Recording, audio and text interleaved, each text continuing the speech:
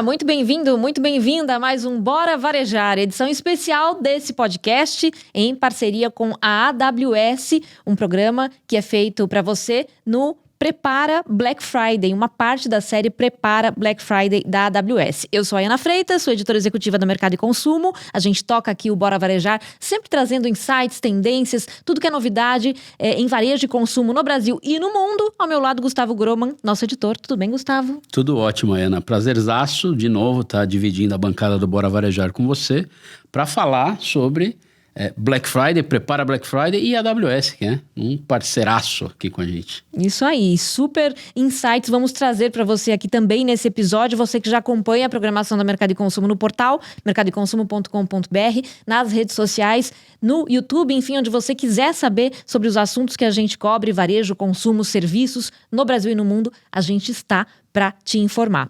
Vamos aqui apresentar os nossos convidados de hoje. O Enio Garbim, especialista de varejo e bens de consumo na AWS. Tudo bem, Enio? Tudo bom, tudo bom. Prazer estar aqui. Obrigado pelo convite. É sempre uma alegria a gente poder conversar sobre essa coisa tão interessante que é o Black Friday, né? E sobre tudo que tem sido feito todas essas iniciativas e jornadas de transformação digital no varejo. Prazer é nosso. E o nosso outro convidado aqui ao lado do Enio é o Eric Seco, líder de varejo e bens de consumo na AWS. Tudo Legal, bem, Ana. Eric? Tudo ótimo, obrigado, Ana, obrigado, Gustavo. Prazer enorme estar aqui com vocês, falar de um tema que todo mundo gosta, né? Quem é que não gosta de fazer umas comprinhas? Exatamente, né? Quem já não está pensando na Black Friday, né? E se preparando. Eu estou pensando na Black Friday quando a Black Friday acaba. Eu já começo a pensar na próxima. E no caso de vocês, imagino que isso é totalmente verdade. Totalmente verdadeiro. Exato. Bom, a gente vai falar aqui sobre o Black Friday em si, que é o mote aqui do nosso encontro, inclusive, né? Preparo, como se preparar melhor. E vai falar muito de tecnologia também, que é assunto core de vocês na AWS, né? E nisso a gente vai falar de inteligência artificial, de nuvem, enfim, tudo que a gente pode ajudar, de várias maneiras que a gente pode ajudar os varejistas, os negócios a prosperarem usando melhor tecnologias. Uma primeira pergunta aqui para os dois: de que forma inteligência artificial, quando a gente fala de tecnologia, é o tema do momento, né? Tem transformado a experiência do cliente nas operações de varejo? Pô, pergunta boa, né? Tem um monte de coisa pra gente falar. Sim. Quer começar, Enio? Posso começar. Eu acho que sim, a gente olha hoje a inteligência artificial e, de fato, você tem razão, é o assunto do momento.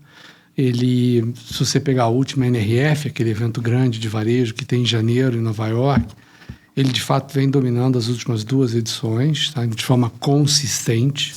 Então, de fato, a gente tem uma expectativa muito grande do impacto da inteligência artificial dentro do varejo como um todo, como se fosse a última grande transformação, o último grande breakthrough tecnológico, né? Tivemos mobilidade, internet, cloud pública, etc. E entra agora a inteligência artificial. Ela pode ter um impacto muito grande em várias áreas, tá? Mas eu diria que as 2 áreas onde a gente tem mais visto essa conversa, primeiro é na relação com o consumidor, tá? Na relação com os clientes. Até vou deixar depois o Eric falar um pouco mais sobre isso, mas definitivamente aqui está uma área importante, onde você pode transformar a experiência, tratar o consumidor de uma forma muito individual em larga escala. Em 25 milhões de consumidores e 50 milhões de consumidores, como fazer isso de uma forma muito significativa. E a outra é uma utilização realmente olhando a empresa como um todo. Varejo é um negócio de margem pequena em geral. De uma operação, a execução é um negócio muito importante no varejo. Então, se você consegue instrumentar melhor a execução da tua operação, trazer inteligência, insights para tomada de decisão, e a gente vai falar de Black Friday, isso é um tema que vai aparecer, definitivamente você está transformando a forma de varejar. A gente olhando mais para frente no varejo, talvez a forma, inclusive, né, que a gente chama de varejar, talvez mude. Como é que vai ser o varejo daqui a 3, 4 anos, depois que essa onda que a gente está falando de EA, de fato, invadir nosso mundo? Como é que vai ser? Como é que nós vamos nos comportar como consumidores? Bom ponto. E uma coisa que é interessante, a primeira coisa que vem na nossa cabeça quando a gente fala de a experiência do cliente, é o cliente interagindo, às vezes, com um chat, bot, né, com um robô ali, mas não está só aí. Isso aqui é a parte mais perceptível e talvez a mais fácil das pessoas se relacionarem. Mas a gente está falando de, às vezes, uma coisa que ninguém percebe, mas é enriquecimento de catálogo. Porque para um robô conseguir... para você conseguir ter uma personalização de fato, você tem que ter escala, mas também tem que ter a capacidade do lado de quem está vendendo de dar informações a respeito daquele produto de uma maneira que esses robôs vão entender e com uma nova profundidade. Porque a gente, quando sente o cheiro de um perfume, a gente descreve esse perfume de um jeito. Não basta dizer que tem amadeirado. Você vai ter, às vezes, notas sensoriais que te remetem a emoções. Então, você tem que enriquecer o catálogo para que isso passe a ser uma informação disponível para os sistemas interpretarem e trazerem para o cliente. Mas aí a gente fala, às vezes, de muita coisa de back-office. A gente pode falar de usar vídeo e inteligência para fazer checagem de planograma. A gente pode falar de roteirização e entrega. Pode falar de supply chain. Muitas outras coisas que não estão diretamente na frente do cliente, impactando a experiência no sentido de sou eu que estou falando com essa inteligência, mas que está permitindo que eu entregue uma experiência como um todo melhor, mais barata, mais rápida, mais eficiente, né? Já que é um negócio que tipicamente tem margens baixas e isso tem um alto potencial de melhorar as margens das empresas de varejo, né? Então, é bastante grande a forma como pode impactar, tem diversas maneiras. Total, e tão rápido, né? Como o Enio falou, 3 anos. Como será daqui 3 anos? Nem dá pra gente imaginar, né? Hoje, isso tá acontecendo cada vez mais rapidamente. E pegando o gancho até da resposta de vocês, por que ter uma estratégia de dados estruturada, bem estruturada, né? É hoje tão decisivo para conhecer o cliente e gerar, de fato, resultado, que é o que todo mundo quer no fim do dia, né? Eu vou começar e você me complementa, né? Claro. Eu acho que tem algo que as empresas... Todo mundo fala de tomar decisão com base em dados. Todo mundo entende quando se fala que dados é o insumo para toda essa cadeia de inteligência artificial. Mas quando a gente fala de estratégia de dados bem definida, significa... eu vou dar um passo para trás. Quando começou a se falar de inteligência artificial 2 anos atrás, inteligência artificial generativa, e teve esse grande boom... Cada área menos de 3 anos, tá? Só para te comentar. Então... O que você falou, tá? Tem menos de 3 anos. 2 anos e meio. Exatamente. O que aconteceu é que teve uma pressão muito grande dos clientes e dos líderes de negócio para que as áreas de negócio e para as áreas de tecnologia, que todo mundo passasse a aproveitar isso. Então, muita gente começou a fazer por conta. Cada área começou a ter a sua iniciativa. Mas aí você tem um problema que é meio clássico na área de tecnologia, que você começa a criar silos de dados. E aí esses silos de dados, eles não te dão primeiro, a compreensão completa do cenário organizacional, que às vezes precisa de integração com outras fontes de dados também, mas mais do que isso, você cria complexidade. Você pode criar problemas de segurança, problemas de compliance e... na melhor das intenções. E às vezes usar ferramentas que estão expondo dados corporativos e às vezes dados pessoais dos seus clientes para ferramentas que vão utilizar de maneiras que às vezes você nem imaginava que era possível. Então, a estratégia de dados bem definida vai te ajudar a se proteger e a entender como que a organização pretende, de maneira estruturada, a tirar vantagem, tirar benefício, valor real dessa nova tecnologia. Sem isso, você acaba correndo muitos riscos e, às vezes, gastando dinheiro onde você não precisava, além de afetar a tua operação. Um exemplo disso, Gustavo, deixa eu só comentar isso, Ana, é quando você usa os dados, né? A gente está falando muito da parte né? O Eric comentou muito bem, a parte visível dessa história, né? Quer dizer, a ponta do iceberg que a gente vê, onde tem a relação, o chatbot, o assistente que te ajuda a tomar uma decisão melhor. Mas de onde é que ele arrumou aquelas informações todas para poder te responder? Qual é a governança que você tem sobre esse dado? Qual é a proveniência que você tem desse? Quem proveu isso? De onde é que veio essa informação? Para você saber que para comprar um determinado forno gourmand, micro-ondas, você precisa ter um palmo de espaço em cima para instalar, que se você não der essa informação, a pessoa vai comprar aquilo, vai chegar em casa, o técnico vai pegar, não posso instalar. Por quê? Porque isso aqui é baixinho. Onde é que está essa informação? Onde é que eu tenho controle sobre essa? Eu não posso pegar essa informação vir em algum lugar, né? Então, os dados passam a ser realmente o teu principal ativo para potencializar o uso real de inteligência artificial e tirar vantagens para o seu negócio. E tem uma coisa que eu acho que vocês já perceberam, né? E todo mundo que compra e interage com as marcas também percebeu. A voz, o tom de voz de cada marca é diferente. Né? Então, se você começa a fazer isso de uma maneira desestruturada, até mesmo a forma como você, marca, vai se relacionar com os clientes em diferentes canais, dependendo do que você fizer, vai ser impactado também. E aí é o que a gente chama, que o Enio começou a falar, que a gente chama de guardrails, né? Que é meio que isso, são as proteções ao redor dessa estrada que você está percorrendo, que vão garantir não só a segurança, mas que você está seguindo a estratégia da marca como um todo. Né? Exatamente, isso é fundamental. Você estava falando a gente estava brincando até, né? Menos de 3 anos, 2 anos e meio de inteligência artificial. Generativa. Essa coisa de dados, a gente já vem ouvindo há mais tempo. Século passado. Essa é bem longínqua aí. Mas, Enio, como é que dá para a gente sair desse modelo de acúmulo de dados, que é assim, todo mundo dados, tá, mas e aí, depois o que fazer com isso? Que é um pouco do que a gente estava falando aqui. Deixa eu dar o pontapé nisso. Mas como é que faz, dar esse passo para sair para uma cultura de decisão baseada em dados, né? E como é que vocês da AWS estão nisso? Eu vou começar a responder aqui. Eu acho que quando eu vim para a AWS, eu fui convidado por um colega nosso, chama-se Ravi Bagal. Ele é um cara brilhante.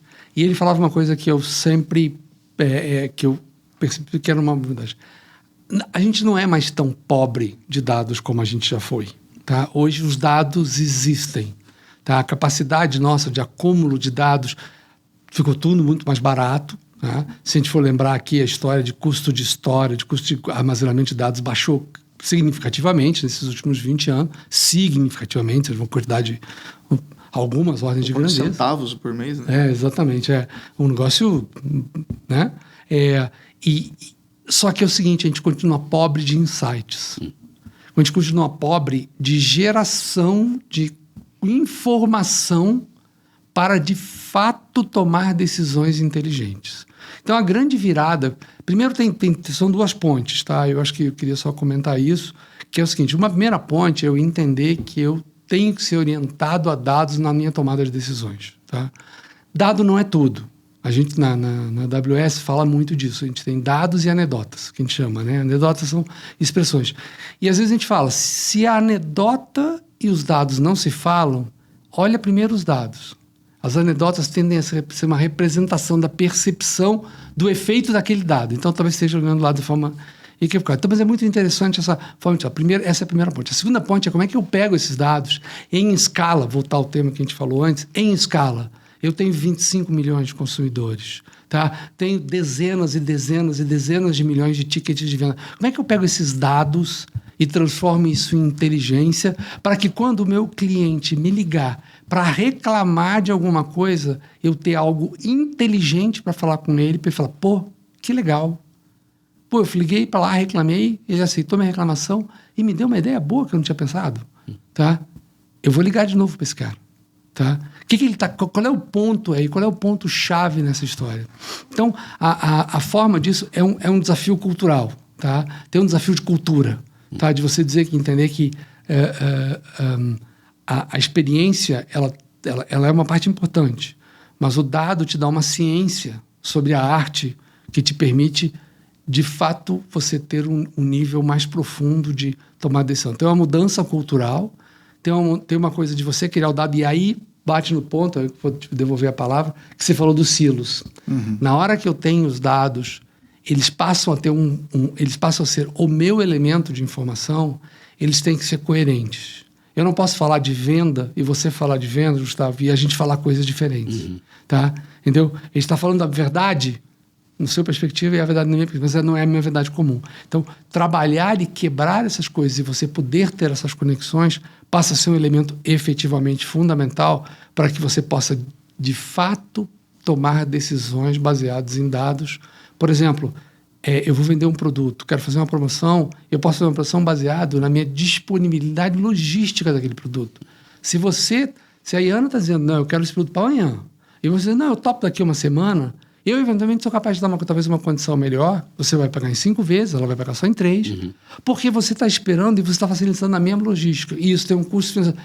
Esse dado está lá na logística, eu tenho que pegar esse dado para juntar com a questão comercial, eventualmente com o merchandising da marca, para poder entregar o que é o melhor para o Gustavo. Então, aí assim, essa coisa de ter a visão dos dados de forma integrada, e aí sim você cria a tua cultura, de fato, de ser uma operação data-driven. Podia falar um monte aqui, a Amazon, por exemplo, só para encerrar, só para comentar, a área de logística da Amazon, ela se diz assim, nós somos uma área de dados que faz logística. Tá? Tinha uma área de dados data-driven que faz logística. Olha que coisa interessante, o modelo mental para você pensar nisso. Assim, acho que o único aspecto que a gente acabou não falando aqui da tua pergunta foi como é que começa, né? Porque, obviamente, esse exemplo aqui, né, o jeito que ele falou, acho que foi muito, muito, muito oportuno. Por quê? Legal. Tem 2 pessoas fazendo uma compra no meu e-commerce.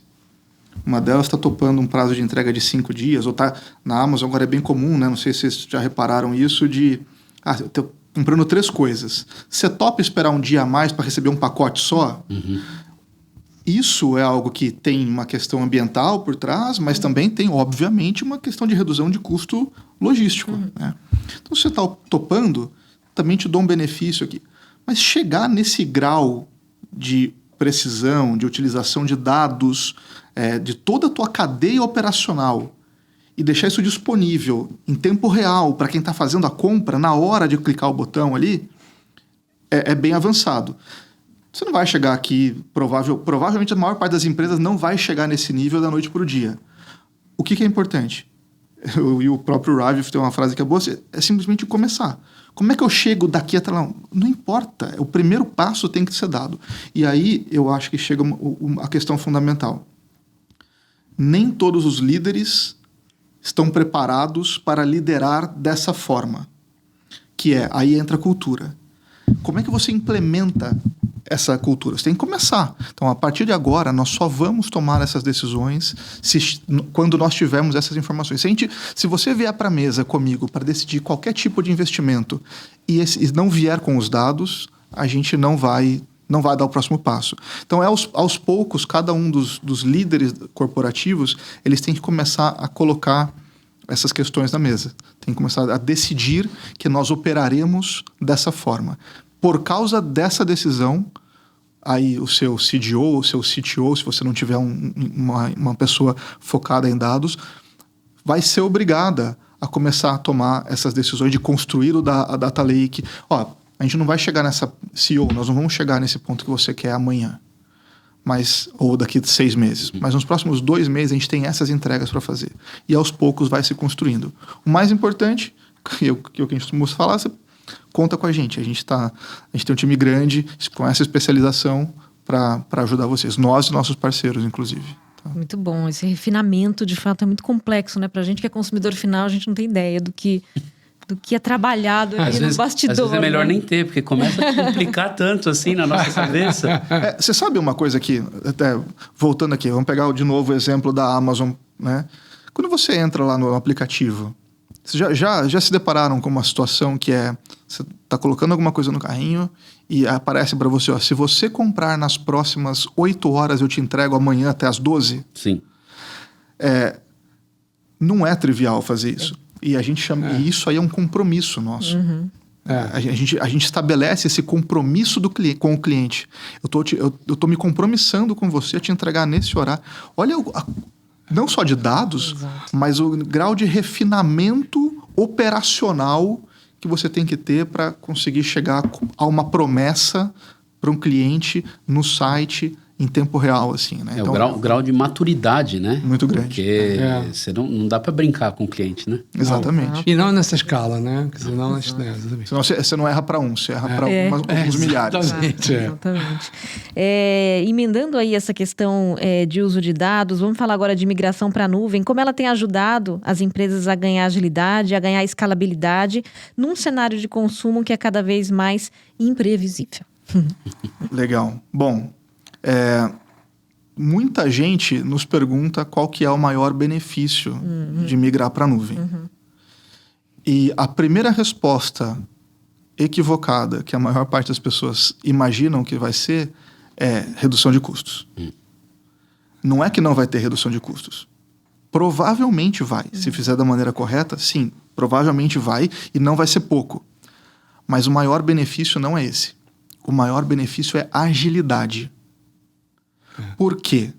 Um ambiente de tecnologia tradicional, num data center tradicional, ele não tem o grau de mobilidade, a capacidade de se adaptar com rapidez que a nuvem tem.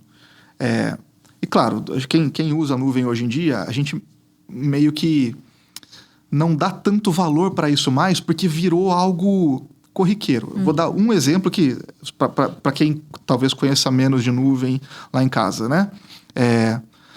Quando você precisa de um servidor para um sistema, né? Você tem um software, precisa de um servidor para esse software, um servidor de aplicação.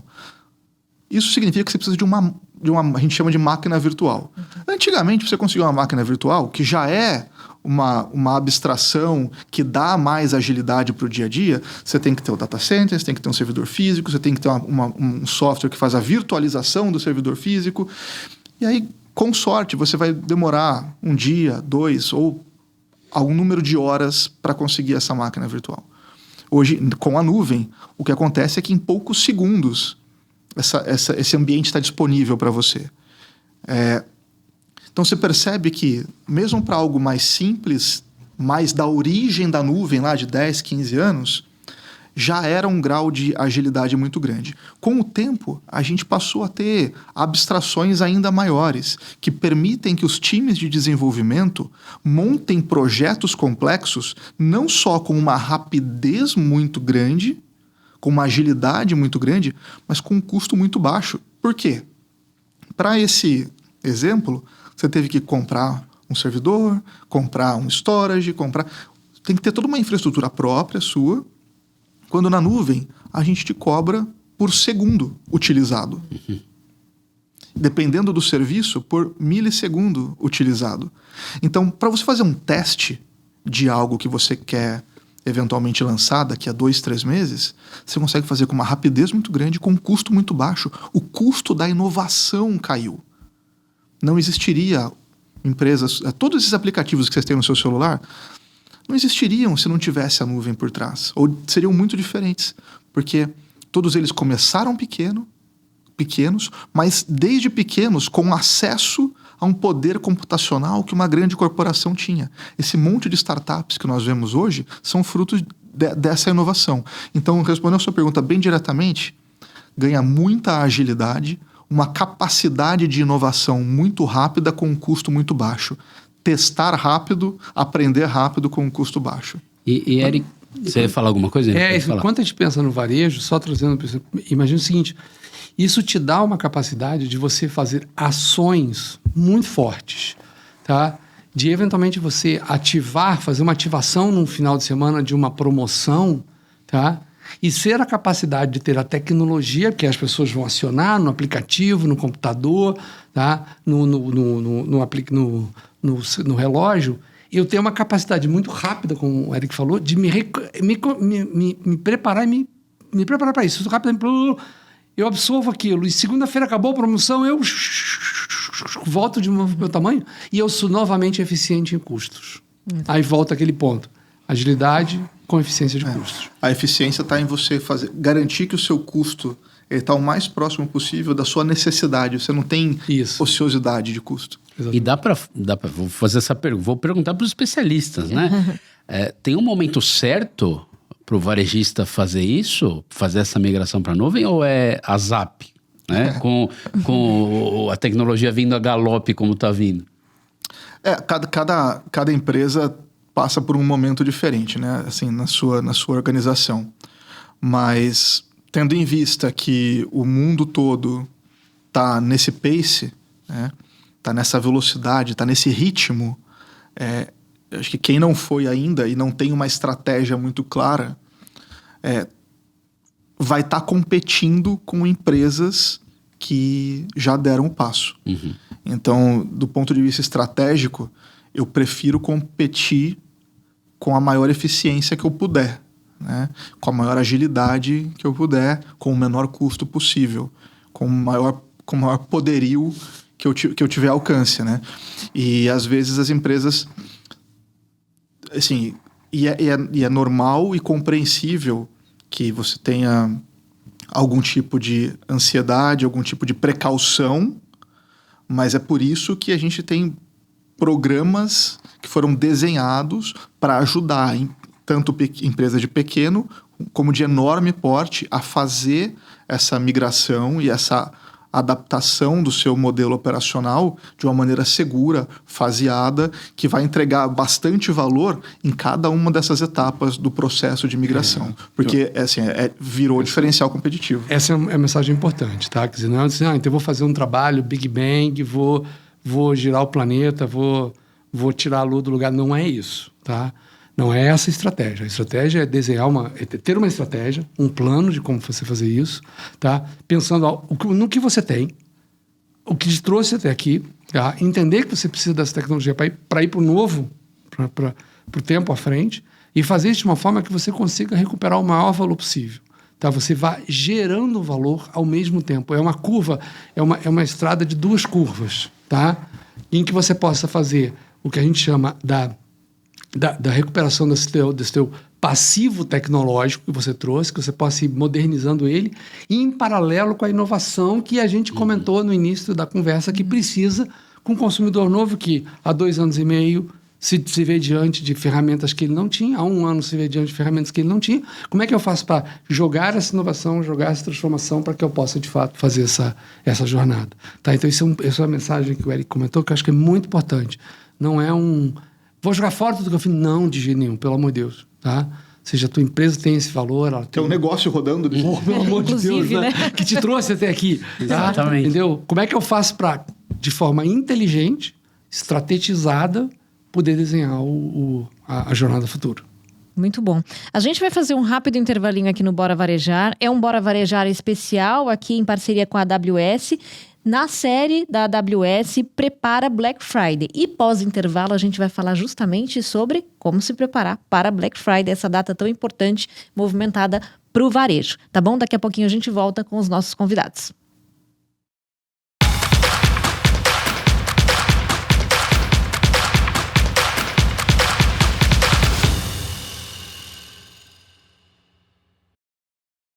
De volta com o Bora Varejar especial, aqui em parceria com a AWS, na campanha Prepara Black Friday, e nosso assunto agora será justamente a Black Friday, esse momento super importante para o varejo, né, como um todo, no Brasil e no mundo, e a gente vai falar o que dá para fazer, e dá para fazer muita coisa ainda para se preparar bem para essa data tão importante para o varejo. A gente tem aqui para vocês um QR Code da AWS, para você que quer acessar os serviços da empresa, tem dúvidas, você pode, por meio desse QR Code, acessando o QR Code, falar com os especialistas da empresa sobre o assunto. Bom, continuamos aqui com o Eni, com o Eric, e vamos falar justamente, né, diante de toda essa tecnologia que a gente tem pontuado aqui, todo esse avanço tecnológico que está mudando a forma de comprar e de vender, o que pode ser usado em momentos pontuais e tão fortes como é o caso da Black Friday? Bom, Black Friday é uma das datas mais importantes para o varejo, não só no Brasil, mas no mundo todo, né? Isso começou fora e a gente incorporou esse grande feriado de compras aqui no Brasil também. Bom, tem diversos aspectos, né? Alguns deles bastante focados na operação do varejista, né? Então você tem que ter, vamos falar de estoque, tem que falar de negociação com fornecedores para ter realmente ofertas que vão ser impactantes para os seus clientes, mas do ponto de vista de tecnologia também tem muita coisa. algumas das que eram negligenciadas há algum tempo atrás, hoje talvez já estejam não mais bem equacionadas, mas mais conhecidas, né? Quando a gente fala de Black Friday em e-commerce, que é um dos canais principais hoje em dia, a gente está falando que, às vezes, o seu fluxo de clientes, numa questão de horas, pode multiplicar por 10, 20, 30 vezes. Você está acostumado, você tem uma infraestrutura tecnológica que está preparada para atender 1.000, 2.000 pedidos por hora. De repente, você pode ter que fazer 20, 30 mil pedidos em 30 minutos, ou em menos do que isso, às vezes. E às vezes não são só os pedidos, só o tráfego das pessoas no seu site já pode causar um problema na experiência do cliente, como a gente vinha falando, né?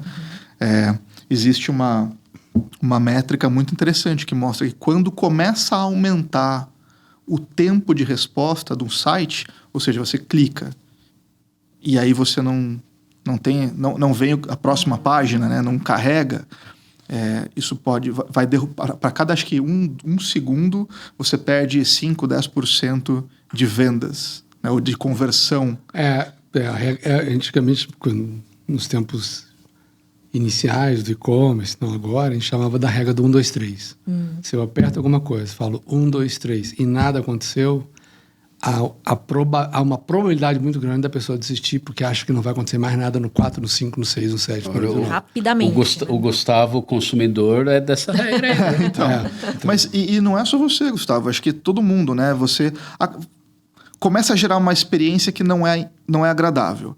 Aí aquilo inconscientemente também vai impactando a sua confiança naquilo lá. Uma promoção de 50%, não tá legal. Aí vai começando a impactar. Aí você desiste, vai procurar outra coisa, né?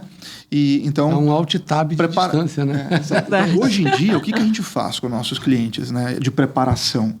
A gente passa um mês, às vezes um pouco mais, garantindo que cada pedaço da sua infraestrutura tecnológica que será impactada pela Black Friday tem a capacidade de escalar na velocidade correta para aquele momento. E a gente vai testando os limites de cada um desses pedacinhos. Hoje a gente fala, eu sei que vocês não são da área técnica, né? E muitos do que estão assistindo também não. Mas hoje, faz algum tempo que fala-se muito em arquitetura de microserviços, né? Então é como se cadastro de cliente, só você adicionar um cliente novo que clicou no seu site, fosse um software separado. Então, a gente chama de microserviço. É um serviço que só faz aquilo, né? Então, você tem que garantir que cada serviço que você tem disponível no seu site, ele vai atender da maneira esperada. E aí, isso é um processo. E aí, isso tem que estar ligado não só com a tecnologia, mas de que adianta eu garantir que eu vou conseguir botar o produto no carrinho, fazer o pedido, se eu não garantir também que eu tenho estoque desse negócio, eu consigo entregar em 2, 3 dias depois. Muitas vezes acontece, né? Você compra na Black Friday e aí você está esperando um prazo de 2, 3 dias, demora 2 semanas para chegar depois. A experiência foi a melhor possível? Não foi. Então, tá tudo interligado. É tecnologia, mas também é processo de negócio. Mas eu acho que eu queria pegar esse gancho aqui. A parte de tecnologia é fundamental, tá? Porque é a fronte visível. Tá? Se você e nessa história, a corrente é tão mais forte quanto mais fraco dos seus elos. Não adianta nada eu ter uma navegação. A navegação está rápida, mas o sistema do carrinho lá atrás tem um negócio do pagamento que é... O seu parceiro de pagamento não fez o trabalho dele. Não fez o trabalho dele. Você não adianta. Você vai morrer igualzinho na praia. Né? Com a mão na areia, mas vai morrer afogado. Só que tem uma parte nessa história que é uma experiência muito grande que a AWS tem por toda a experiência de Amazon e de todo o conjunto. A gente tem um conjunto... somos a cloud pública com a maior quantidade de varejistas no mundo rodando. Tá? Isso traz muita experiência, traz muito aprendizado, tá? Para a gente. O Andy Jassy, que atualmente é o CEO da Amazon, ele fala, não existe algoritmo de compressão para experiência. Exatamente. Então, assim, essa experiência, ela entre outras coisas. Legal, o que você vai fazer de promoção para o Black Friday? Você não promove tudo. Tá? Se você promover tudo, no final... você vai descobrir que eu tenho uma métrica chamada TACOS, né? Que é o Total Advertising Cost Over Sales, tá? ele não justificou o que você fez de dinheiro. Ou seja, você vendeu, mas não teve... Você fez um sonho, mas virou um pesadelo para você. Tá? Você está com o produto, quantidade de produto certo, no lugar certo, para entregar ao custo logístico certo. Você está preparado logisticamente? Então, tem todo um lado de experiência que a gente tem, a AWS, todo o seu conjunto de parceiros, para ajudar nessa preparação também. Tá? A gente tem um evento grande, que é o Prime Day, que todo mundo conhece, da Amazon, em que um dos principais trabalhos da Amazon é ajudar os seus sellers, que hoje mundialmente representam 60% das vendas da Amazon, tá? A fazer os seus melhores negócios no Prime Day. Fazerem os melhores negócios no Black Friday, para colocar os produtos... Não tem produto que não adianta você promocionar, que a tua elasticidade de preço não vai resolver. Você vai colocar uma promoção de 20%, você vai vender 10% mais. Você vai colocar uma promoção de 15%, vai vender os mesmos 10% mais. Você só jogou dinheiro fora. Tá? De um dinheiro que você poderia estar usando em outras coisas para entregar resultado para o seu cliente. Então, essa preparação de negócios, ela é extremamente importante. Hoje, essa discussão de forecast, né? Planejamento de demanda, planejamento de alocação, planejamento de sortimento, tá? E aí planejamento de promoção são elementos fundamentais. E isso está ligado ao tema que vocês estavam falando antes do Plim Plim, que era IA. É o uso de inteligência artificial para que eu possa planejar isso efetivamente muito bem e ter isso da maneira mais eficiente possível para entregar o melhor serviço, o melhor resultado, ao menor investimento de capital ou de giro. Uma das coisas que hoje em dia é bastante comum, e eu tenho certeza que vocês já devem ter passado por isso. Hoje em dia, a gente fala muito de omnichannel, né? Omnicanalidade. Então, significa que eu, como cliente, eu vou ter a opção de comprar no site e esperar receber na minha casa. Eu tenho a opção de comprar no site e retirar numa loja, que talvez seja mais rápido. Vou numa loja, mas lá não tem o produto ali, mas a gente tem a prateleira infinita. Então eu pago ali, mas eu recebo na minha casa, ou posso voltar algumas horas ou um dia depois e vai ter o produto. Muito bacana, né? É o maior barato isso aí, né? Barato, né? Só que, imagina que você tem 300, 400 lojas, 400 pontos de vendas. Agora, essa brincadeira não ficou tão simples mais. Como é que você garante que você vai ter a quantidade de produto certo? Sim. Então, você está falando de vestuário, né? Porra! É a cor certa, a quantidade certa, no tamanho certo, na loja certa, ou naquele grupo de lojas certo que estão servindo. Então, essa é uma decisão de negócio que tem impacto na Black Friday, na experiência do cliente final, e é um lugar em que inteligência artificial, né, e dados jogam um papel fundamental para garantir que o seu negócio vai conseguir performar no final das contas. Porque senão você tem quebra ou tem sobra. Qualquer uma dessas duas coisas, ou é dinheiro perdido ou é dinheiro jogado fora. Não é isso? E a Amazon é um grande exemplo disso, né? Ou seja, a Amazon opera com 400 milhões, mais ou menos, de SKUs. Eu não consigo nem imaginar que seja isso. Não consigo imaginar. Uma infinidade, né? Não. Assim, acho que nem em bala Juquinha eu consigo imaginar 400 milhões de bala Juquinha. Mas então, 400 milhões de SKUs diferentes. Como é que você planeja isso? Tá? Em países onde tem, por exemplo, o problema de estações no ano efetivo. Aqui no Brasil a gente é mais fluido nisso, né? Você pega o Rio de Janeiro. O Rio de Janeiro tem verão e inverno. Verão e inferno. Não tem verão e inverno. É verão e inferno. Tá? Então, mas como é que você planeja isso? E essa tecnologia que faz isso, embarcada em inteligência artificial, embarcada em aprendizado de máquina, é a mesma inteligência que a gente tem disponível para todos esses outros clientes que a gente está trabalhando. Tá? Diferentes, que não precisam ter essa escala, podem ser muito menores, por sinal, e se aproveitam desse benefício para, de novo, na sua escala, ter a melhor equação de eficiência para o seu negócio. Foi quando a gente falou aqui, né, dos benefícios da nuvem. Imagina a agilidade e a economia que você pode ter subindo nos ombros de uma empresa como a Amazon, que teve esse problema, resolveu esse problema e agora compartilha através da AWS um serviço que te ajuda a resolver esse mesmo problema com um custo muito mais baixo, de uma maneira muito mais fácil. Né?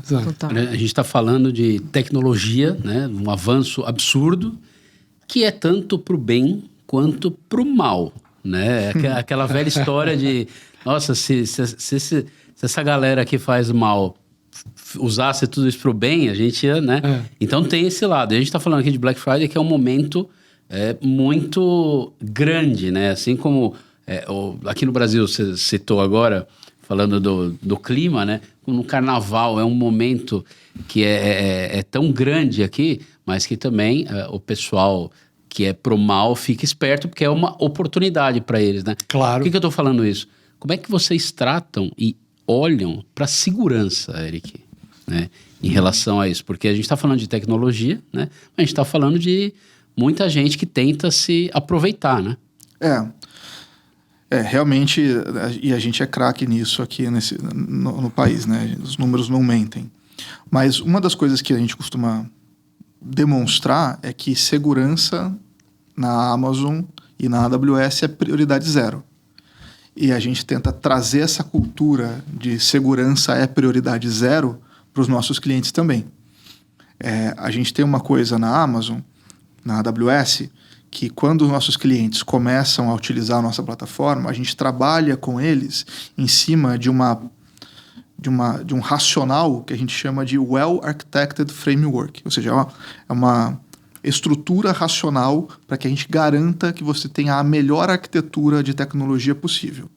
E ela tem 6 pilares, né? Passa por segurança, passa por performance.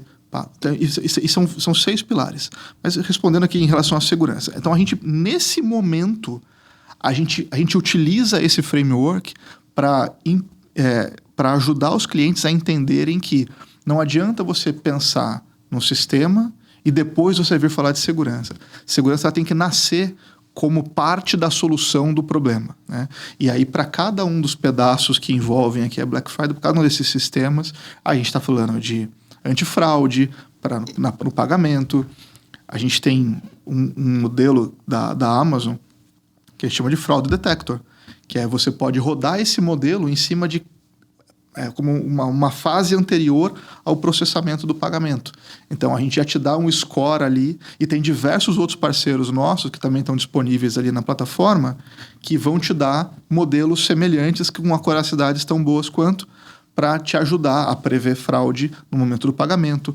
A gente tem muita fraude. A Amazon é muito legal nisso, que a gente tem muitos sellers. Tem empresas aí por aí que tem centenas de milhares de sellers. Tem muita gente que frauda não o pagamento, mas frauda sendo um seller falso, sendo um seller com produtos falsificados, sendo sellers com produtos sem nota fiscal. E aí a gente também ajuda a criar mecanismos para você prevenir fraudes ali também. Então, assim, eu acho que a principal mensagem aqui para todo mundo é: segurança é prioridade zero.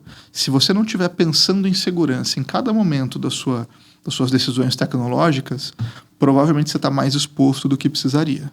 E, de novo, aí o que a gente comentou, você pode, nessa hora, se aproveitar de uma experiência de alguém que trabalha no volume, que a Amazon e outros grandes clientes têm ali. Se você olhar nos grandes clientes nossos, a gente tem Mercado Livre, a gente tem Costco, a gente tem Best Buy, que tem volumes muito grandes de negócio, que também, por sua vez, tem desafio de segurança muito constante. A gente está o tempo todo trabalhando com ele. Então, você pode, de novo, subir nas costas, fazer um pigback, né, que a gente chama, de quem está, de fato, trabalhando nisso de forma muito intensa. Porque, não apenas porque eu tenho essa tecnologia, mas porque tem uma parte do meu negócio que vive dela. Claro. Tá? Imagina se eu não tenho essa preocupação numa operação do tamanho como uma Amazon Prime, tá? O impacto que isso de fato pode ser. Porque a segurança é by design, tá? Ela é by design no mundo atual, tá? O mundo atual é muito digital, tá? Os cidadãos são digitais, as pessoas são digitais, não é mais os negócios, tá? Nós somos, tá? No cotidiano. Por exemplo, a gente está aqui num local que eu tenho certeza que tem mais celular do que gente. Tenho certeza absoluta que aqui dentro tem mais celular do que gente. Tá? É a prova cabal disso. Total. Aproveitando até esse gancho, falando de segurança, falando de parceria, né? Vocês falaram aí do piggyback, né? De você, uma empresa, se apoiar num parceiro como a AWS, que já tem todo, como o Eric comentou, né? Já testou, já evoluiu, já fez uma jornada. Então, por que não ter um parceiro, né? Nesse sentido? Qual é o obstáculo que as empresas têm hoje para implementar inovação, tecnologia? Quando elas pensam nessas questões, por exemplo, tem um obstáculo aí mais cultural, de repente, não, eu consigo fazer aqui dentro de casa, não preciso de tudo isso, enfim. Tem um obstáculo, às vezes, de custo, de achar que o custo não é para ela, enfim, para aquele seller, por exemplo. Quais são os obstáculos principais, vocês diriam? Olha, voltar aqui para o Andy Jassy, né, que atualmente é o CEO da Amazon. Quando ele era CEO da AWS, ele falou uma coisa que me impactou bastante, que não vai existir migração para a nuvem, não vai existir estratégia de transformação digital que não tenha, no nível do CEO, do C-Level, do board da empresa, se não começou por ali, ele tem que ter o buy-in. São essas pessoas que vão garantir que cada uma dessas ações, desses projetos, vão acontecer. Então, cultura fundamental. A empresa tem que estar compromissada. O que acontece muito, e é até curioso, né? Porque às vezes o projeto nasce numa área, ele parece muito bom, ele é muito bom, mas se ele está só naquela área, é muito comum que ele vai trazer algumas dores e alguns incômodos de curto prazo antes de entregar todo o potencial que ele tem. Se a empresa não está comprometida com aquilo, quando começa a aparecer um incômodo, algo diferente no curto prazo, que faz parte do trajeto às vezes, o projeto às vezes é fechado, postergado, não tem o apoio, aí troca a liderança, aí quando troca a liderança você tem que recomeçar, ou o time começa a patinar e ele começa a se estender cada vez mais no tempo e demora mais ainda para chegar no resultado que ele poderia trazer. Fora o fato de que, naturalmente, numa empresa grande, o número de interdependências de um projeto de transformação ele é maior. Então, se a corporação não está, se a empresa, o C-Level, não está comprometido com essa mudança, vai ser muito mais difícil de executar. Então, eu acho que a cultura seguramente é um dos pilares fundamentais para que qualquer projeto de transformação digital, de migração para a nuvem, de IA, aconteça de maneira bem sucedida. E vocês acham que é fundamental que para engajar a galera interna, capacitar, seja top-down? Não é que seja top-down. Não. Você tem que ter o buy-in dessas pessoas. Você tem que ter o comprometimento do nível executivo. Porque em tecnologia é muito comum terem muitos projetos muito legais que nascem, que a gente chama o contrário. Não é top-down, é bottoms-up. Né? Os desenvolvedores percebem algo, criam algo, uma mudança e é muito importante. Que é natural, porque estão conectados com tecnologia, né? Então é natural eles terem essa coisa. Né? Exato. E aí, funcionam, grande parte. Mas quando ele é muito transformacional, o desenvolvedor sozinho, ou o gerente sozinho, o diretor sozinho não vai conseguir causar o impacto e o engajamento da empresa inteira. Por isso que precisa de algo que seja de cima para baixo também. E não é top-down no sentido de se você não fizer... Não. De exemplo. Todo mundo engajamento mesmo. Que tem pedaços que a gente vai conseguir com baixo esforço e alto resultado, baixo incômodo e alto resultado, mas tem coisas que vão ser um processo. E qualquer processo de transformação, e você pode falar isso na tua casa e na empresa, vai ter algum tipo de dor. A gente resiste a mudanças, né? Naturalmente. Eu resisto, vocês resistem. Tem um ponto interessante aí que eu acho que é o seguinte. O interessante é que o momento, esse assunto, né, de transformação digital é um assunto em que a gente está sempre em contato com alta liderança, está na agenda de todo mundo. Então, eu diria que, na maioria dos casos, de novo estatístico, tá? A primeira ponte do que eu tenho que fazer alguma coisa, muita gente já cruzou. Tem que fazer. Porque você fala assim, mas eu sou um negócio, eu tenho aqui minha rede de 50 lojas aqui no interior do Ceará, aqui em Xeramobim, uma cidadezinha bonitinha lá. O Mercado Livre está lá. A Amazon está lá. Magazine Luiza está lá. Tá? Ou seja, você não está isolado do mundo. Você não tem nenhuma produção. Não tem nenhum... Eu brinco sempre, não tem pace car. Não tem nenhum pace car aqui que vai dizer, não, todo mundo tem que andar devagar porque o carinha aqui não está no... Não. Então, esse executivo, às vezes é o próprio dono, etc., ele está vendo isso chegar nele. Tá? E isso é muito importante. Assim, cara, se eu não fizer alguma coisa, tá, eu gradativamente posso perder o meu lugar ao sol. Tá? Então, assim, olhando nessa perspectiva, tá, essa coisa do buy-in fica um pouco mais fácil, é fundamental. Sem ele, não tem transformação. Só que aí a gente entra na segunda parte, na segunda ponte. Como é que eu faço isso? Tá? Como é que eu faço para inovar? Como é que eu faço? Aí, tem uma coisa importante que é, cada vez mais falado isso, você precisa de parceiros fazer isso. Não tenta fazer isso sozinho. Se aproxima de quem está fazendo isso, de quem tem experiência no fazer isso, tá? Que vão te ajudar a levar essa jornada. Com experiência. A gente falou aqui, qual é a vantagem de você estar próximo quando você está falando de segurança de alguém como a AWS? É que a gente está movimentando exércitos e movimentos muito grandes para fazer essas coisas acontecerem. Para se preparar para isso. Se aproveita disso. Tá? Não tenta reinventar. A gente tem arquiteturas, frameworks. Se aproveita disso no bom sentido. É para isso. O mundo é colaborativo by design. O mundo não é separado by design. Ele é colaborativo. Tem a coisa que a gente comentou, que é a experiência. Enquanto a maior parte das empresas vai passar por isso 1, 2 vezes em alguns anos, a gente está passando todo dia, porque a gente está atendendo todos esses clientes. Exato. E guardado as proporções e as peculiaridades de cada um, 90% é mais ou menos igual. Né? 90% do processo de transformação pode ser replicável e a gente aprende com isso. Então, aí que entra o tal do não existe algoritmo de compressão para experiência. Você ter feito isso centenas, milhares de vezes te credencia para ser um apoio inequívoco ali para quem está passando por isso agora, né? E eu quero fazer uma observação que é muito interessante. A gente ouve muito aquela frase do que, mas nós somos diferentes. Quantas a gente não ouve isso, né? De fato, no 100%, nós somos praticamente todos diferentes. Mas talvez nos 90% de baixo, nós sejamos tudo muito parecido. Esse que é o ponto que o Eric está colocando. Tem 90% da vida conta, tá, do processo, que muda o CNPJ, mas é parecido.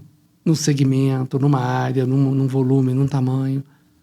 Você aproveita disso. Exato. E isso cria foco naqueles 10% que te faz diferenciado, único e ímpar para o seu consumidor.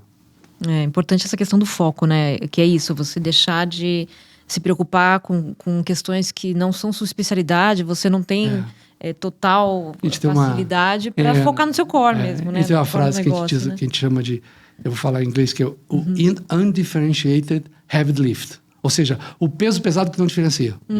Entendeu? Que você e todo mundo faz. Exato. E aí? Sabe assim, vai fechar o livro fiscal. Cara, você e todo mundo faz. Entendeu? Isso não tem diferença, né? Não é diferencial competitivo. Não é diferencial competitivo. Sim. Não faz diferença para o seu consumidor. Não faz diferença para o seu cliente. Sim. Vocês comentaram sobre essa questão da cultura, né? De a liderança ter isso, né? No seu... internamente, essa questão de inovação. E como como vocês veem hoje, a capacitação de times internos, né? Além da liderança ter isso, ter a inovação como essência, como é que quais são as dificuldades, quais são os desafios para os times internos lidarem com tecnologias, como a gente falou bastante aqui de IA, como a gente falou de dados e não só dados, mas refinamento de dados. Como é que vocês veem esse momento? É curioso. Uma das coisas que é mais difícil para as organizações, que quando a gente fala de cultura e a gente fala de inovação, é que ninguém gosta de errar, né? O que acontece quando alguém erra? qual que é a consequência natural quando alguém erra? Vem alguém e diz... Pô, meu, Sim. olha o que você fez aqui, né? Olha o que você fez aqui, olha o custo disso aqui para a empresa. Poxa vida, às vezes a pessoa gastou 6 meses num projeto que é lindo, maravilhoso, e tem um pedaço que, por alguma razão, né? Então, um dos maiores bloqueios para a inovação é o problema da culpa. Quando a gente erra e é punido pelo erro. Para nós, isso é uma das coisas que a gente tenta o máximo tirar da frente. E o Bezos tem uma frase fantástica, que é o seguinte: se você vai fazer um experimento e você está garantindo que ele vai dar certo, você não está experimentando nada.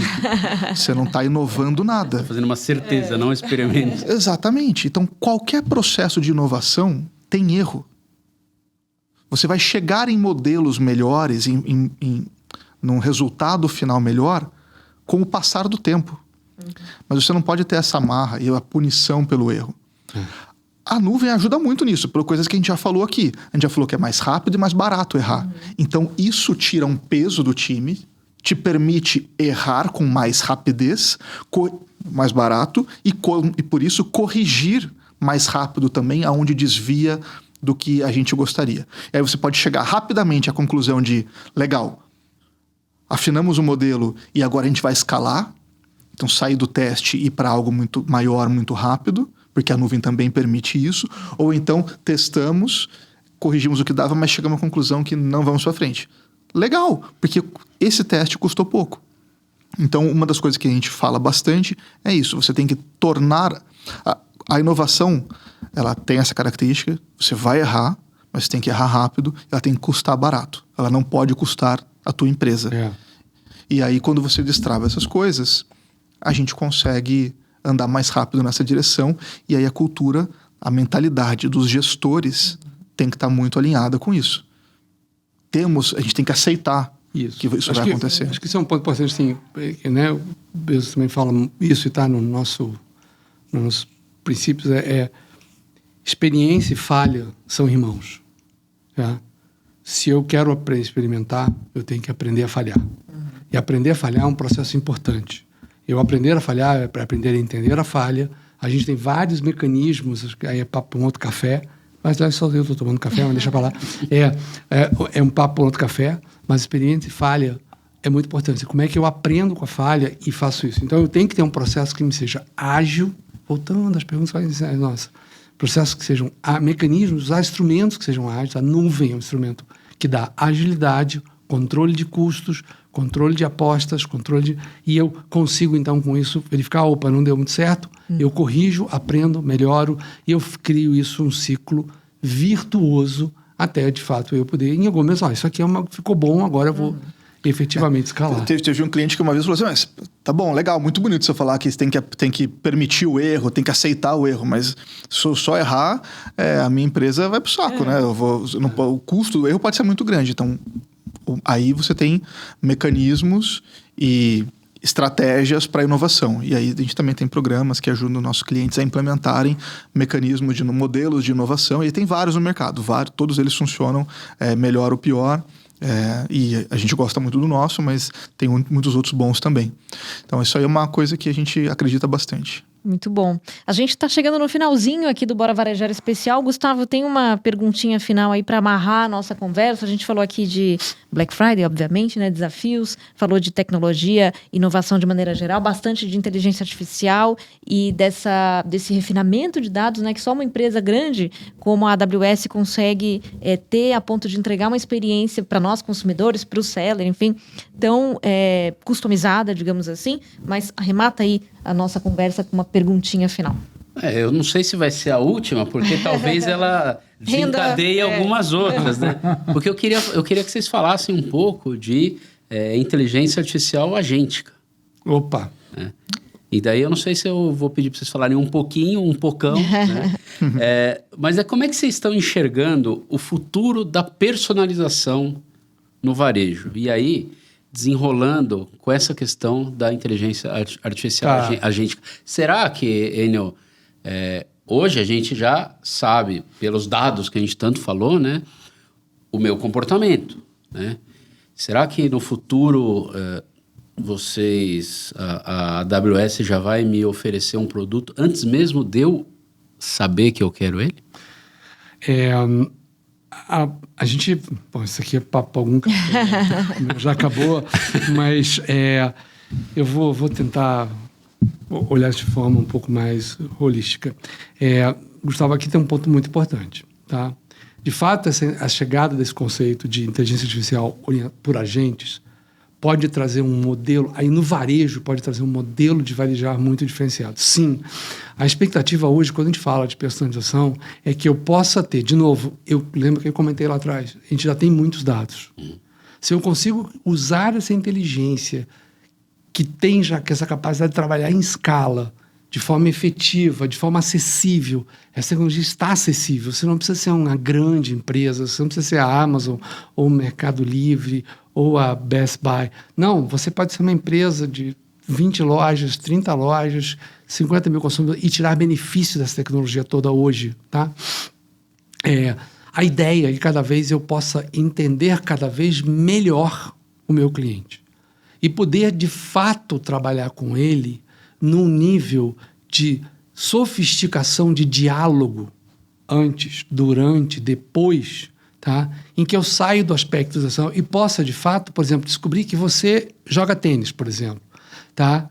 E eu começar a entender pela tua experiência e pela experiência de milhares de outros que jogam tênis e que eu estou sentindo que jogam parecido com você, de quando em quanto tempo eu tenho que dizer, vem cá, não está na hora de trocar as bolinhas, tá? Você, pô, não é que tá mesmo? Fui jogar ontem, as minhas bolinhas já estão um pouco já. Ele começou bem, porque eu jogo tênis. Tá É que a gente já tá, né?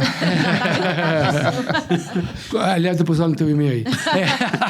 Mas então, esse tipo de experiência faz sentido, tá? É algo que a gente de fato está buscando, tá? Então, quando você fala nesse ponto de uso sofisticado de inteligência artificial para esse tipo de coisa, tá? De fato, a gente está cada vez mais se aproximando. Não chegamos lá, tá? Não chegamos lá. Estamos chegando próximo disso. Hoje, a gente consegue entender muito melhor o comportamento individual e não de grandes segmentos, tá? Na Amazon, você trabalha com milhares de segmentos, tá? Para chegar ao nível individual. Então, isso é certamente um aspecto que, sim, cada vez mais a gente espera isso. A gente espera isso. Se você não fizer, você vai morrer? Não. Esse mês? Não. Ano que vem? Não. Daqui a 3 anos? Os 3 anos, hein? Os 3 anos, de novo, né? Talvez você esteja com uma situação complicada.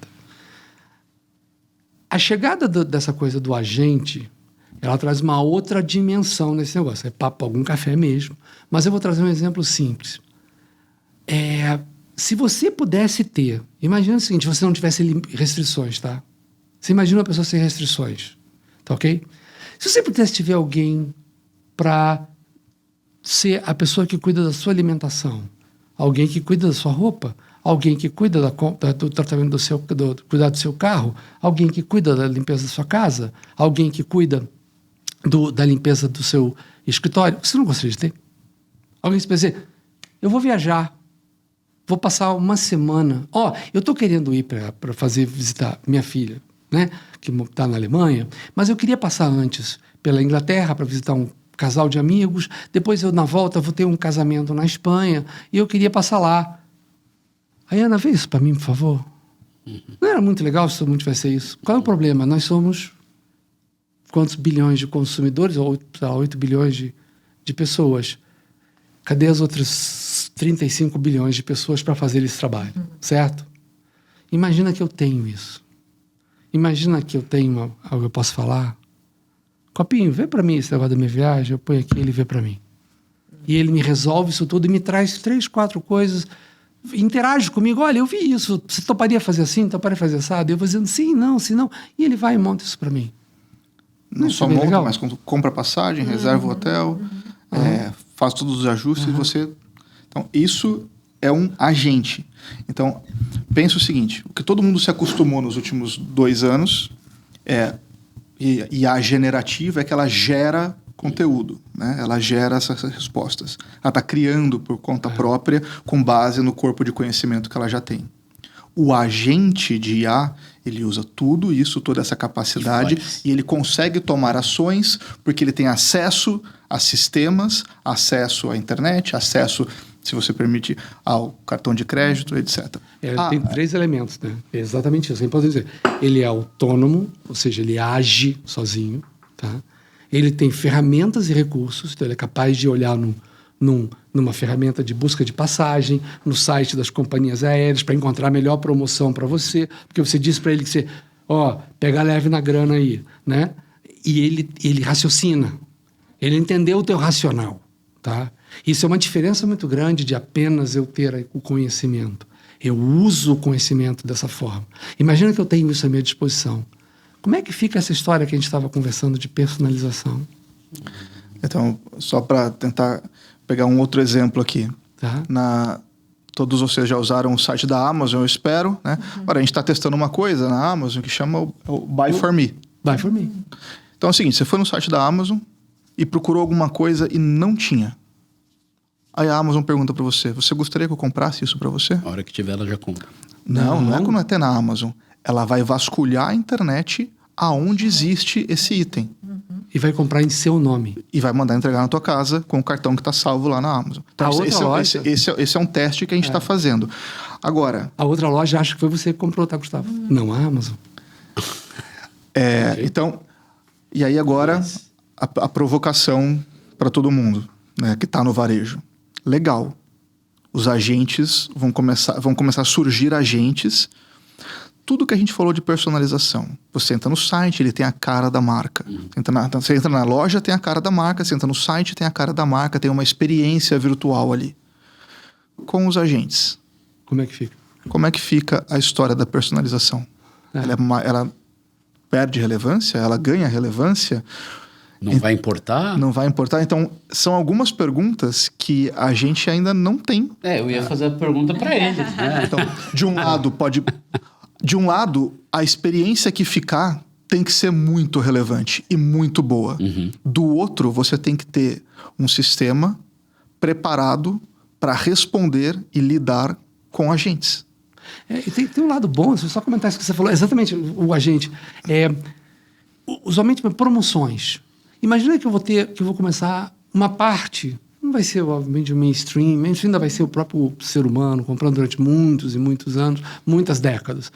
Mas mesmo que começa a ter um mainstream importante, um fluxo importante de vendas orientados por esse tipo de ações. Talvez alguns segmentos de consumo, por exemplo, esse de passagens, de viagem que eu falei, é um que faz todo sentido do planeta. Tá? Eu posso começar a oferecer promoções muito mais sofisticadas, que uma pessoa normal teria dificuldade de entender e desistiria, mas um agente não. Assim como um agente é capaz de pesquisar em 5.000 sites de pesquisa e a gente não olha mais de 3, ele olha em 5.000 porque ele não cansa, tá? Eu posso colocar promoções super sofisticadas. Então eu posso levar o negócio de personalização a um outro extremo, tá? Como é que vai ser isso? Boa pergunta, né? Daqui a menos de 3 anos, com certeza. A gente volta aqui. Daqui a menos de 3 anos a gente volta e fala... Talvez daqui a 3 horas. Daqui a 3 meses, exatamente. Incrível, né? Muito fascinante esse admirável mundo de agora, né? Assim, que a gente tá... Que tá mudando constantemente, enfim. E a gente tá percebendo conforme a gente vai tendo as experiências, né? Bom, queria agradecer, então, Enio e Eric, da AWS, Enio Garbin, especialista em varejo e bens de consumo da AWS. Brigadíssima aqui por participar dessa edição especial do Bora Varejar em parceria com vocês da AWS. Eu que agradeço. É sempre muito interessante essas discussões. Eu acho que é uma oportunidade a gente, junto com a indústria, né, como um todo, né, com toda a indústria de varejo, evoluir. Tá? A gente tem um negócio que a gente fala na AWS muito legal, que é a gente está sempre na Amazon como um todo, né? O consumidor está sempre de uma forma muito deliciosa, insatisfeito, sempre esperando algo mais. Então esse é o lado que uma das coisas que eu mais gosto no varejo, essa capacidade de estar próximo de alguém que está sempre esperando uma capacidade de estar sempre precisando se reinventar, inovar, criar e trazer coisa nova. Então, é muito bom estar esse tipo de oportunidade aqui. Eu que agradeço o convite. Ayana, Gustavo, obrigado pelo... O Enio gosta de ser provocado. Exato. É isso, né? É desafiador e prazeroso quando você consegue atender essas demandas, né, do novo consumidor. E Eric Seco, líder de varejo e bens de consumo na AWS, também super obrigada aqui pela participação. Não, obrigado vocês, é um prazer estar aqui. Eu sempre me divirto bastante nessas ocasiões. Então, sempre que precisar, sempre que quiserem, só me convidar, vou estar por aqui. Essa é a Obrigado ideia. demais. A gente se divertir trabalhando e se divertindo ao mesmo tempo, né? E atendendo as expectativas dos consumidores, enfim, a gente dos ouvintes, dos leitores. Work hard, have fun, também. make history. A gente Ai, fala, boa, né? exato, exatamente. Obrigada, Gustavo, também pela parceria em mais um episódio aqui do Bora.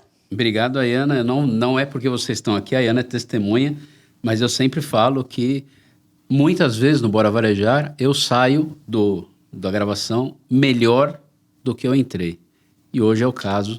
Eu agradeço muito vocês aqui. Obrigado. Obrigado pelo elogio. Interlocutores ajudam, né, nesse caso.